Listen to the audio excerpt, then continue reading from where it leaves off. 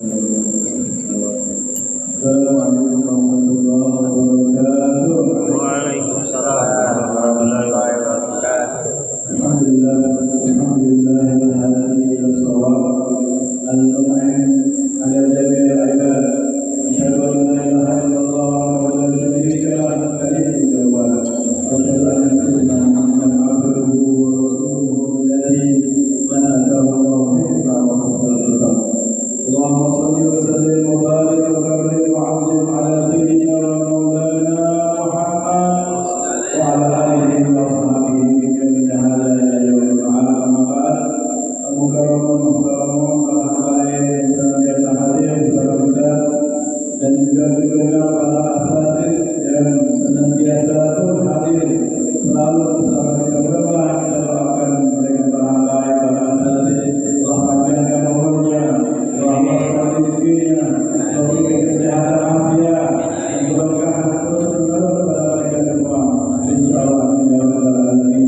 Dan juga segenap para hadirin yang hadir di majlis kita majlis dakwah Rasulullah SAW. Majlis yang insyaallah yang akan memberikan keberkahan buat kita semua, berkahan buat daerah sekitar sini dan juga terutama juga pada keluarga kita insyaallah ya rabbal alamin.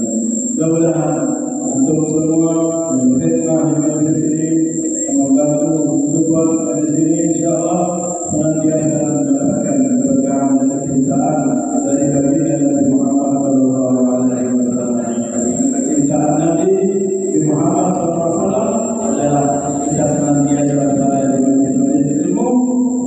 Bagaimana terutama lagi orang yang mensupport, orang yang berkhidmat di majlis ilmu, insyaallah akan dicintai oleh Nabi Muhammad SAW. Insyaallah ya rabbal alamin. Kita yang hadir di sini dengan niatan untuk mencari keberkahan, kita hadir di sini dengan niatan untuk mendapatkan ilmu, untuk mendapat rezeki dan selalu ingin kepada Allah dan Rasulnya. Tanpa rasa insyaallah yang keberkahan ilmu zikir insyaallah kita dapatkan semuanya insyaallah ya rabbal alamin. Tidak terasa kita pun menjadi orang-orang yang dicintai oleh Allah dan dibanggakan oleh Nabi Muhammad SAW. Amin ya rabbal alamin.